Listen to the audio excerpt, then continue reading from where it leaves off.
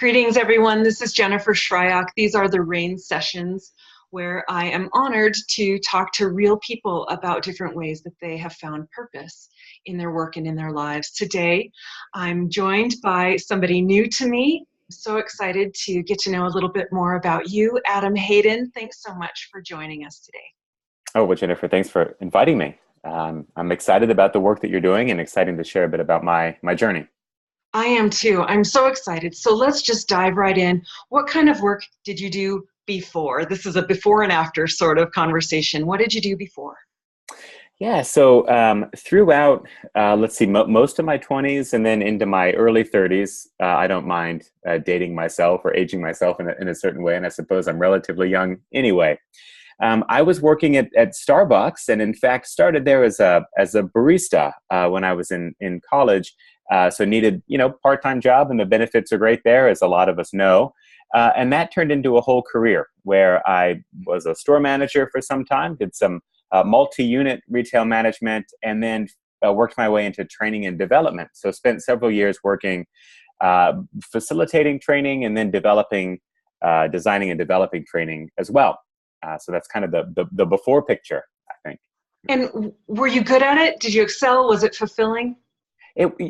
All of the above. Yeah, I really enjoyed the work. In fact, when I was traveling around facilitating, professional development workshops, things like that, I really got to know a lot of different people from different parts of the country, and that was my favorite part of the work. I covered kind of a 14-state geography that splits just sort of right down the U.S. So I had the Dakotas all the way down to Missouri. And I would traveled throughout that area for some time. I enjoyed that. I really like being in front of an audience. And then to apply those lessons into the designing and development of training materials, I enjoyed really always having the perspective of the learner in mind. And I think that grew out of that sort of one-to-one experience that I had kind of throughout the country, spending time with learners. Something happened to change your work. Would you tell us what's going on with you and what changed your career trajectory? Sure. Yeah. So this starts, I actually returned to grad school to actually do some work in philosophy. And while I was in grad school, I started to experience these strange episodic kind of dizziness, weakness, these episodes where I could not explain them. I hadn't had them before. They were intermittent, and they continued to increase in frequency and duration and intensity. And my general practitioner, after we sort of checked off the other boxes of maybe vertigo or a pinched nerve or something like that, we landed on, it might be best, Adam, if you go for an MRI, a scan of my brain.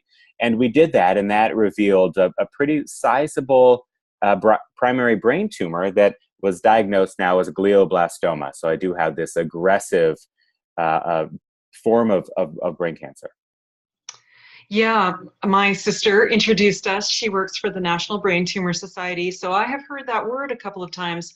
For those of us who haven't, is there anything else you want to say about glioblastoma? Yeah, so it is, there's a couple of different ways to think about this disease and the incidence rate of the disease. Brain tumors themselves, if you look at the wide population statistics of all disease incidents, brain tumors are pretty rare.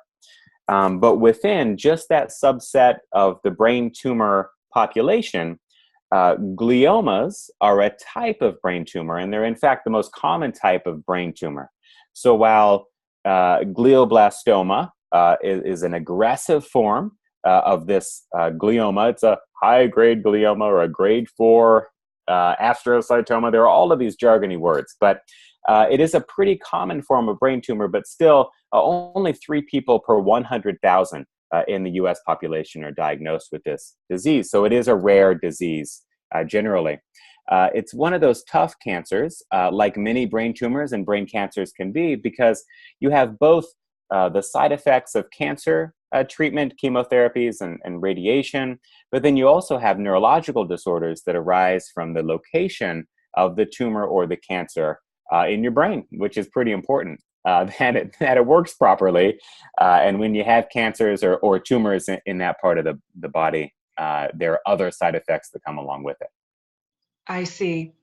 So that changed your work in some way. What kind of work are you doing now? Yeah, it's a strange, I think, extension of the work that I was doing previously. And what's interesting is that sometimes we think, oh gosh, you have these crises in your life, and it just changes everything. And what I've found is that my perspective has changed. But the Adam pre-diagnosis that I talked to you about a few moments ago, the person who was comfortable in front of an audience and wanting to teach others and wanting to work on learning materials that would help other people learn new skills.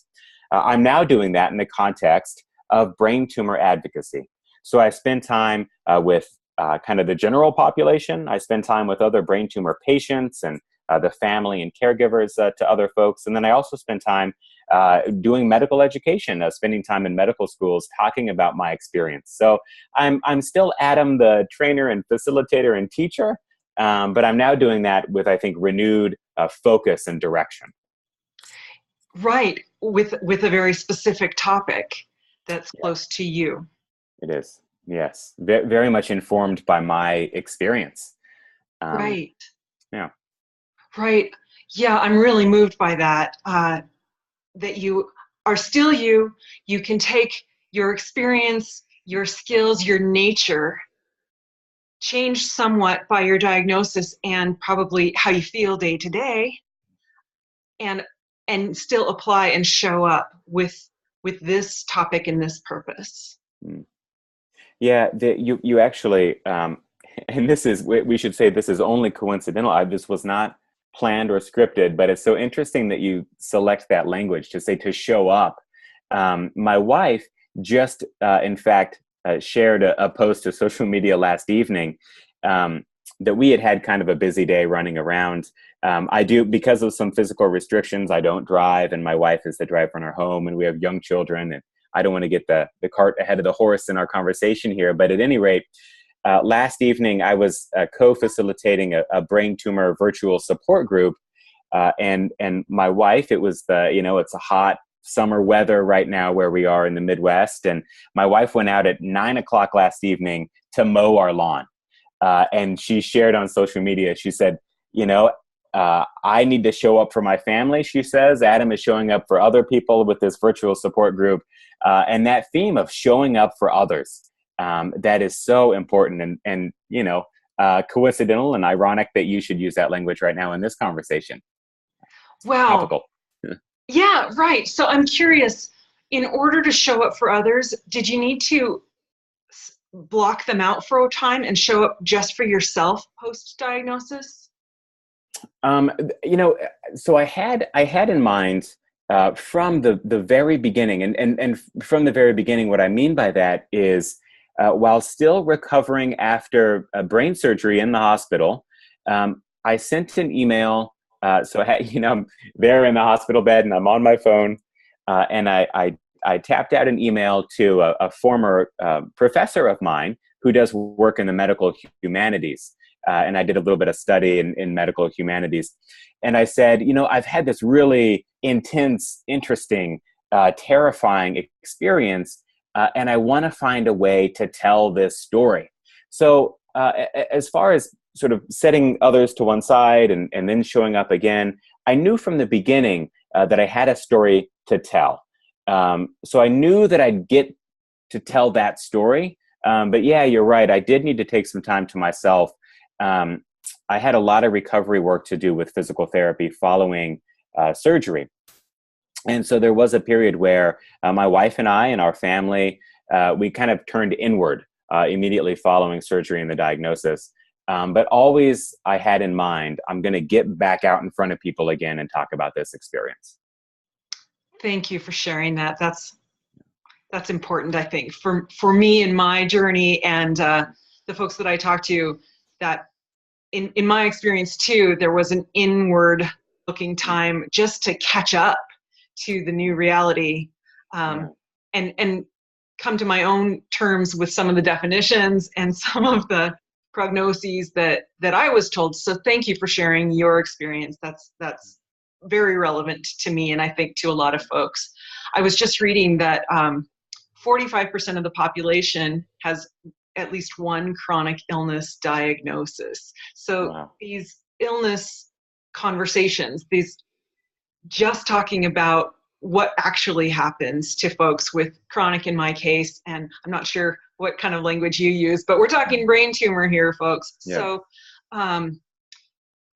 what really happens behind the scenes is important, I think, just to help people come to their own terms in hearing that. And then, as you say, to be able to go out and support others if that's what somebody's maybe called. So I'm curious what you were called to say or do, or if you felt called. Yeah, there is a, I'm not sure the right word. I mean, I almost called it lore, and that's not quite right. But there is a tradition in medicine to think about. So young doctors are often told that if you hear the sound of hooves, then you ought to infer horses rather than zebras. And when I was going through this process, so pre-diagnosis, during this time of the episodic dizziness, in fact, those turned out to be seizures that were sort of diagnosed after the fact. I was a bit of a zebra. I went into my doctor's office, 34 years old, really no serious medical conditions, by all accounts, pretty healthy, other than these strange weakness, dizziness episodes. This idea that we're always going to look for sort of the most obvious explanation, I wanted to challenge that a little bit. And I wanted to challenge it because I wanted other people, we all will be a patient at some point, as you mentioned, 45% of people. Wow, that's a staggering statistic. So the message that I wanted to share was, don't be afraid to be an advocate for yourself.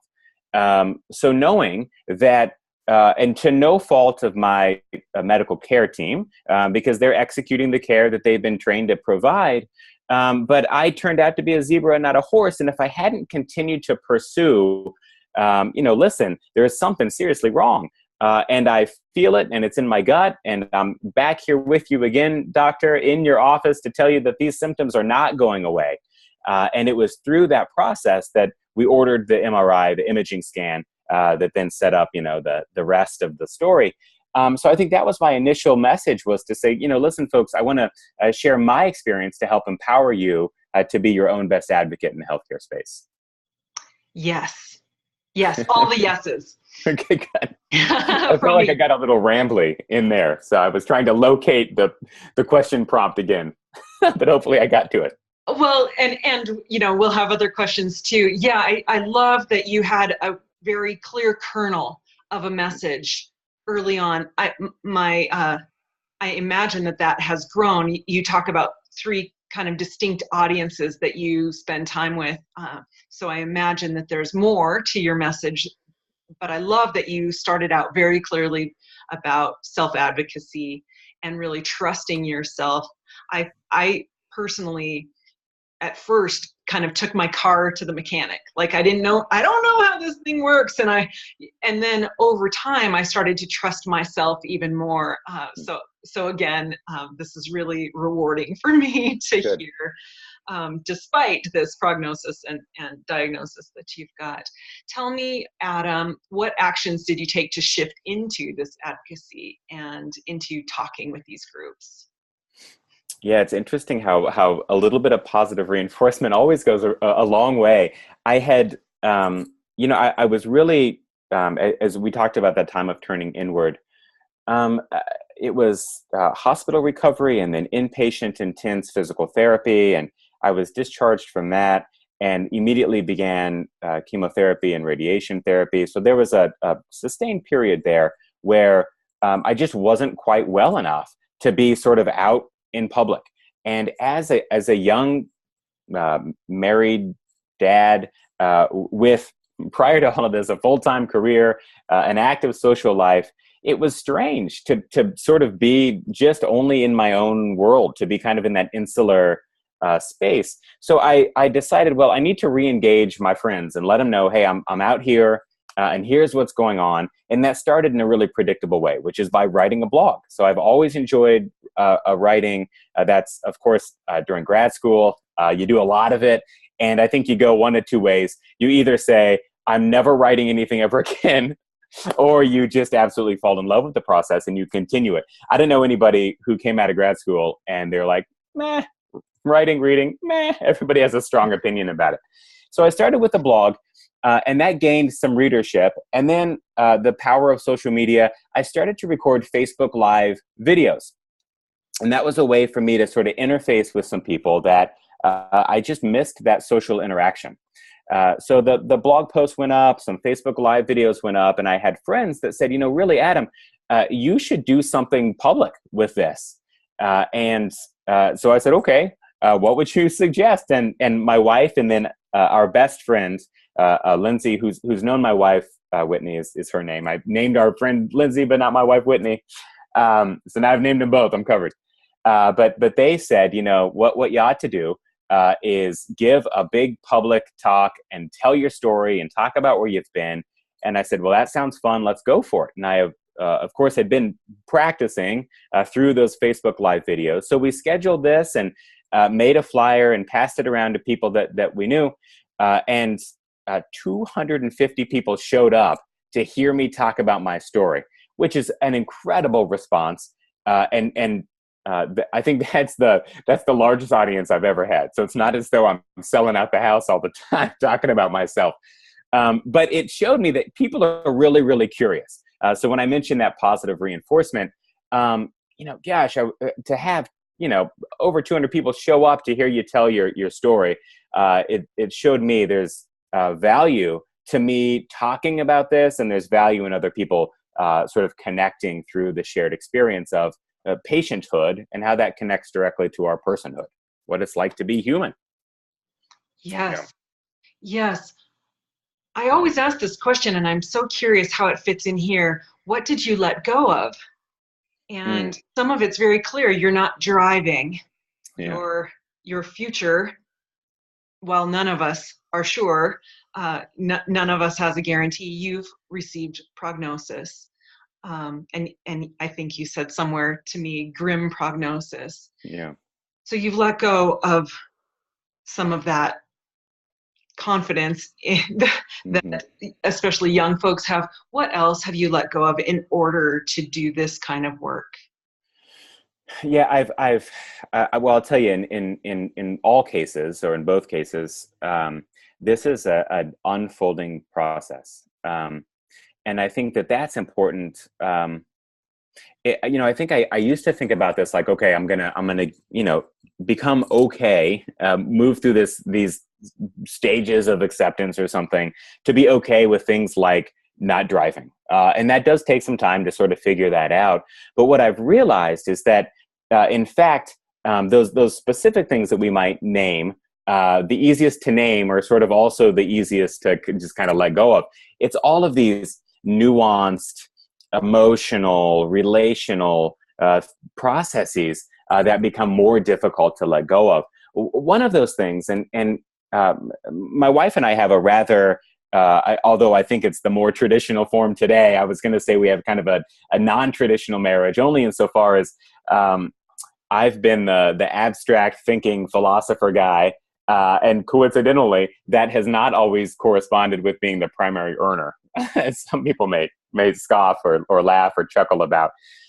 So, my wife has been kind of the primary earner and has carried benefits for the family and things like that. So some of those more traditional gendered things didn't show up in big ways in our relationship. We have a nice equal partnership, but I'll tell you, there's been something really emasculating about the process of this advanced illness, and then disability as well. That the fact that I am not able to, I am ambulatory with the use of a cane, but certainly I'm not real agile or light on my feet, and any athletic ability I had is sort of out the window. And there's some other, because of some of those neurological side effects, it's tough for me to watch TV for a sustained period. So I'm not sort of up on news or sports, so I've become sort of this strange, what do we talk to Adam about? He's got this dangerous, scary diagnosis. He's seems to read more than he watches TV. So there are these insecurities that I have, sort of being a person in the world and not fitting a traditional role. And I love this idea. There's a guy, Terry Parsons is this communication studies sociologist guy writing in the 50s that says illness is a role of social deviance. And I thought, gosh, that's really compelling language. And he said that deviancy is because you're sort of breaking the institutional molds of who you are supposed to be. So as somebody 34, 35, 36 with this advanced illness and all of these physical restrictions, I've really had to let go of trying to fit in and have tried to accept me where I am today. And that is an ongoing process. That is powerful language. Yeah, well, to Parsons, give the citation. I think in a 1951 or 53 paper is where that social deviancy comes out. But that language certainly it resonates with me. Adam, yeah. Forgive me for bringing my story in here just one more time in your gorgeous interview here.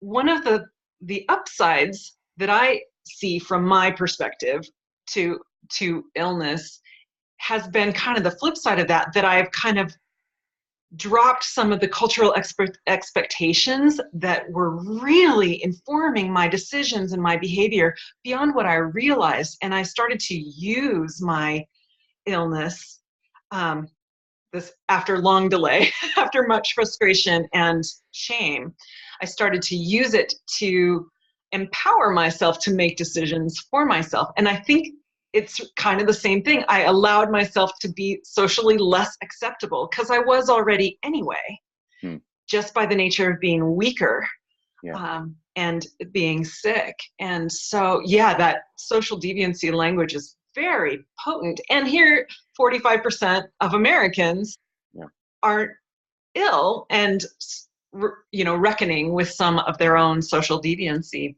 by that nature, at least under Parsons' theory. Yeah. Wow. Adam, how do you define success today?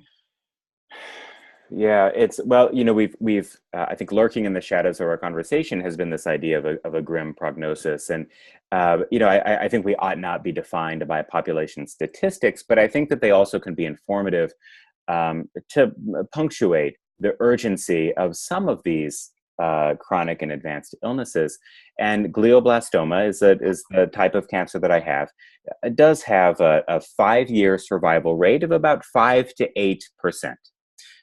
So when we say grim, I think a glioblastoma is one of those that is just, man, it is a really tough diagnosis.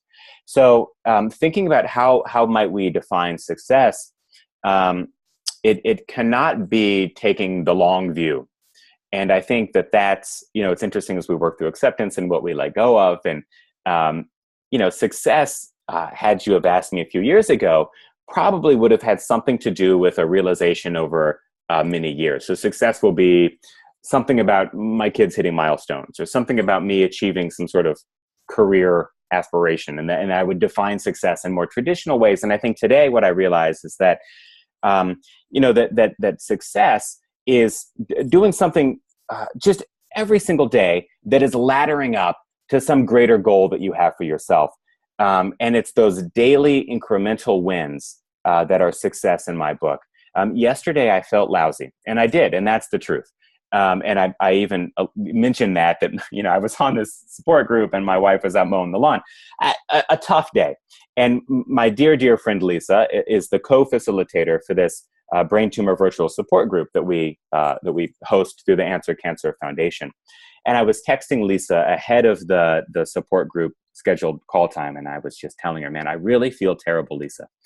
And she said, well, if you can't be present for the call, she said, I'll handle it. It's okay. She said, you need to give yourself the grace to, give yourself permission, right, to bow out if you need to. And I thought about that for a little bit. And I said, you know what? No, I'm going to rally and I'm going to jump on this meeting. And we had a really productive, wonderful group session. And we had a new guest join us who hadn't before. And we wrapped up that call. And I felt so accomplished for having been a part of it. And I can't think of a better definition of success than sort of rallying in the moment to, again, show up for others, for my co-facilitator, Lisa, for the folks who joined the call. And the reward for that was that on the other side of it, it was probably more uplifting for me as one of the facilitators than it was for the guests who joined us last evening. That's in whatever amorphous way that translates into some definition of success. I think that's what I want to claim to be success for me, at least right now. That's nebulous, isn't it? I think the word is, and that's part of the reason I asked the question, because, when we're young, I think we all there are some posters of success that we might identify with. I want to be president. I want to make $1 million, whatever. Yeah. And as we grow into ourselves, it does become more nuanced. And so, yes, I appreciate your nebulous answer. It's perfect. What now wants to come through your work? Yeah. I've been reading this really wonderful author, and her name is Javi Carel. That last name is Carel. And she does work these are just gold star words, so feel free to use these at your next dinner party. But she studies the phenomenology of illness. And her kind of overarching thesis, and if other people interpret Javi Carel differently, then please, everybody interprets in their own way. But I think one of the things that Professor Carel is attempting to say is that, the biomedical model wants to take only the sort of reduced biological cellular versions of illness, and that's how we diagnose and treat and talk about illness and disease. And the experience of phenomenology, this study of the experience of illness, that what Professor Carel wants to say is that we actually do a disservice to people who are ill when we only talk about this sort of biomedical model of cellular mechanisms of action and things like that really we should talk more about this experience of illness. I've been really inspired by the work of Javi Carel and others who are working in that space. So what now do I want to present through the work that I'm doing is, I think, to further this view that a picture of medicine that only takes into account, advanced imaging and screening and genomic sequencing, that picture of disease is beneficial for treatment advancements, but it is not of much benefit to the person undergoing the experience. And I want to give people sort of permission to say, no, your experiences are valuable. You're not just here to give blood for some lab work, but you're here to engage your peers and to engage your clinicians in this unique private experience of illness, and that we all may learn together. So that's the what now. I'm trying to get everybody on that page. And what legacy do you want to leave? This is a point of contention because I thought my legacy, and when we think about things like this, we often are mistaken, and we need loved ones in our life to course correct. And that's been the case with me. I used to think my legacy was the work I was doing a few months ago. So after I emerged, I had the big 200 person, blah, blah, people loved it. Then I started to engage the medical schools. And then through the work with the National Brain Tumor Society, I was able to attend some really cool research roundtables. I traveled a lot, and I thought, this is my legacy. This is the mark that I'm leaving as the patient advocate in these research roundtables with these doctors and researchers. And this is what my legacy is. And then after an especially hectic travel stretch that actually was in late spring and then early summer, just a few months ago, my wife, when I returned from a long stretch away, my wife said, I know that you're building your legacy in the world, but don't forget that you also have a legacy with our children here at home. And that was that course correct that I needed. And it was at that time that I said, you know what, I'm going to take the summer off from any travel and then sort of figure out what it looks like on the other side of that. So right now, when you and I are speaking, Jennifer, I'm not sure if this will be dated, if people see it, but it's in August. So we're coming into fall when I said, okay, now I'm going to sort of figure out the way forward. And what my life looks like now is informed by the legacy work of those memory building opportunities with my young kids, 6, 4, and 2 is how old they are today. So I credit my wife with that. And it's not as grand in terms of the number of people I'm impacting, but it is so grand in the trajectory of the lives of my children. So that's what I'm up to make those boys proud of the work their dad is doing. Absolutely. Absolutely. In the notes you sent me beforehand, part of what you mentioned there was that you wanted to, I'm just going to quote you, my legacy is one of vulnerability to teach my kids and others that emotions and honesty are keys to embracing transformational change. That's gorgeous. And for your kids, for all of us to ripple out with that ability to trust in our emotions and to show up honestly and vulnerably with them. That is a legacy worth leaving. Well, thank you for that. I've got one more question. Great. What advice would you give someone who doesn't know their purpose, isn't aware of a purpose in their life or in their work? Yeah, it's, gosh, it is, I think it must be, it's a dangerous word, it must be. I don't want to be so prescriptive as to suggest that. But I do think one of the things that I've learned about telling my story to many different audiences is that the same memory that I have and the way that I knit that memory together, it takes on very different forms depending on the audience who receives that. And so I think if someone is pursuing purpose, it's important to talk about it first. I don't think anybody comes to their purpose just by sitting by themselves in their room.